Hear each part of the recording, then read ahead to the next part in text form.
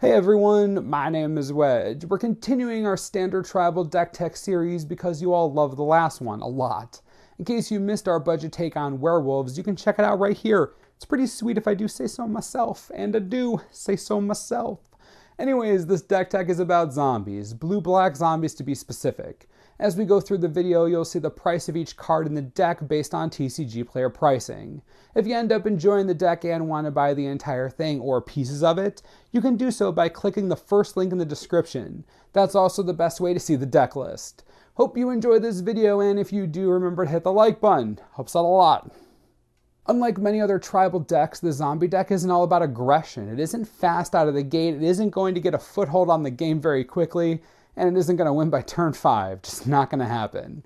What will it do? Abuse the graveyard in so many ways it's hilarious, teach you that zombies are the epitome of eternal value, and give you a hankering for brains. Before we get into that, land base. The deck is 2 colors, so we're all about dual lands. We're running 4 Choked Estuary, 4 Sunken Hollow, and 2 Evolving Wilds for fixing. All that's left are 3 Blighted Fen for sacrifice shenanigans, 10 Swamps, and 2 Islands. With the 8 dual lands and 2 Evolving Wilds, getting our colors online shouldn't be difficult at all, 25 lands in total. We'll begin at the bottom of our curve with our only 2-drop Relentless Dead, a playset. While the Dead hasn't found a home yet, it's clear that the card has serious zombie value, especially in a deck built around bringing stuff back. As you'll see in a bit, Relentless Dead comes equipped with a bunch of hilarious synergies that we can abuse. You know a card is good when it's still expensive, but has seen absolutely no competitive play yet. Relentless Dead is a good example of that. Pay attention to that second ability. That's the one we're going to be abusing. You're going to love it.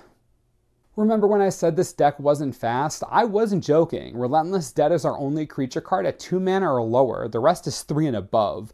Clearly, we're not going for the fast win here. We are going for recursion and graveyard value, though. With that in mind, let's look at our 3 jobs. We'll begin with Diregraph Colossus, a full playset. We want creature cards in our graveyard, to be more specific, zombie creature cards.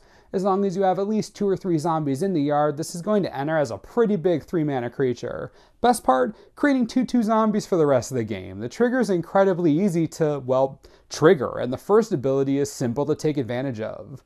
The Colossus is like a poster child for this deck. Probably our biggest staple in the deck is Prized Amalgam. We're running 4 of them. Definitely the best reason to be playing blue in here. The Amalgam takes full advantage of being a zombie. Coming back from the yard to the battlefield for free whenever something else comes back, sign me up. Multiples in the yard, they all come back. It's like a party.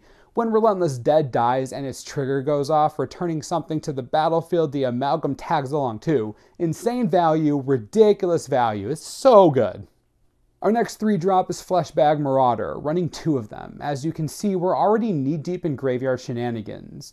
Why not include an Edict effect as well? Eventually we can sacrifice our 2/2s if we don't want our real zombies to die. Even if we don't do that, 3 mana to kill something they have and kill something of ours that we'll probably bring back again later, I feel like it's fine. Good card for the deck.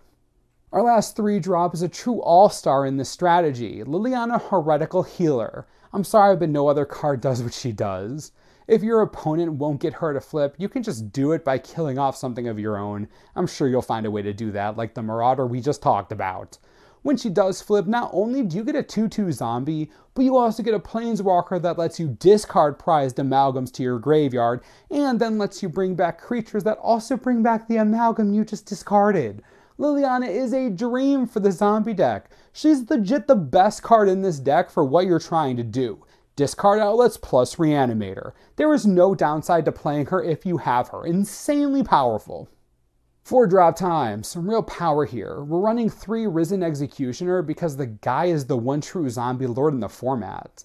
Giving all other zombies +1/+1 is exactly what we need. Turning our 2/2 zombie tokens into 3/3s is way too powerful to ignore. Not to mention the fact that he can bring himself back from the graveyard if need be. Even if you don't have the mana to cast him again, use Relentless Dead, easy. Anywho, Risen Executioner is a valuable anthem effect for your zombies, and with the ability to come back from the yard, it's hard to say no. Grade 3 of, and a 4/3 to boot, sign me up.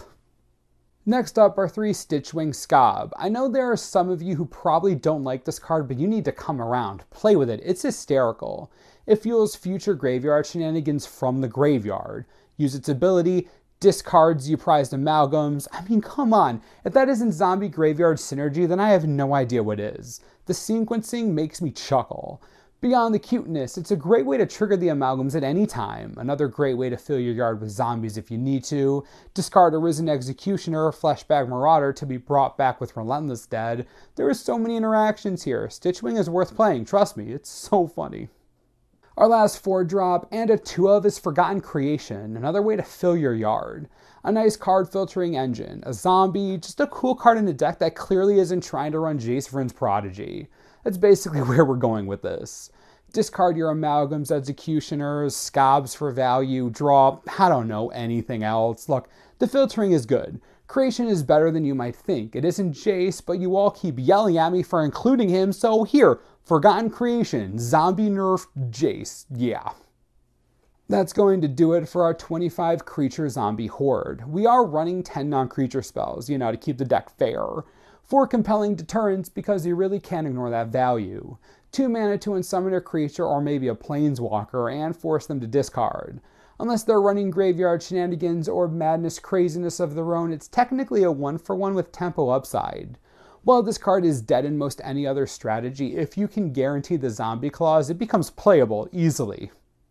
We're also running 2 Ruinous Path and 2 Grasp of Darkness for removal. Avacyn is annoying, we need ways to kill her. Also, Kalidas can be a real problem.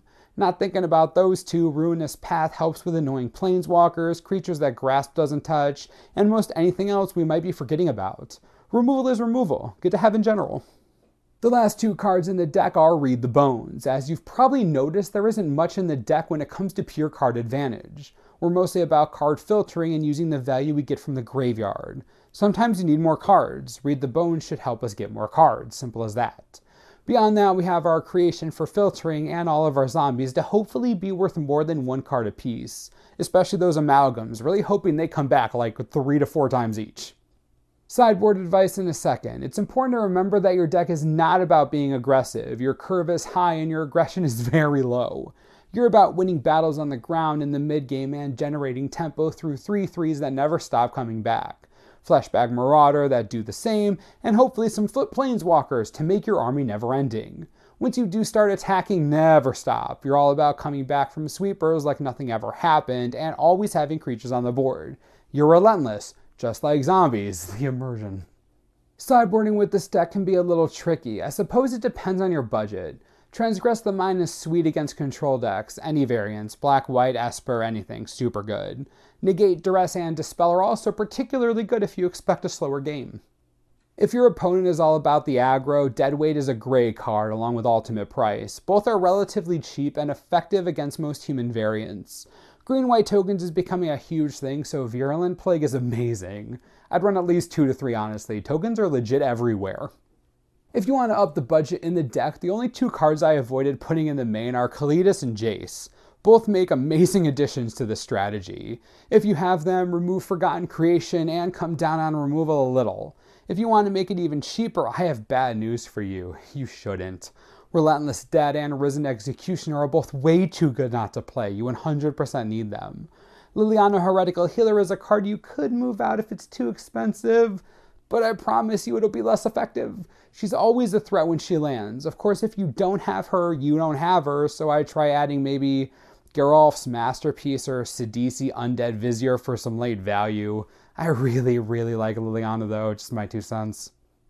Well, what do you think? Do you think zombies have a place in Shadows of Innistrad Standard? This deck can definitely hold its own right now, so hopefully Eldritch Moon brings some more goodies to the tribe.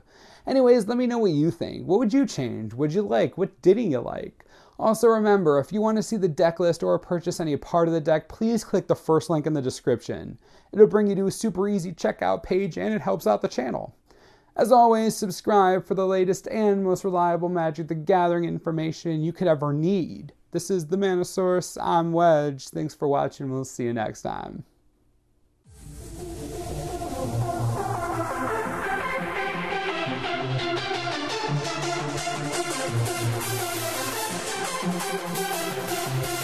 Wow.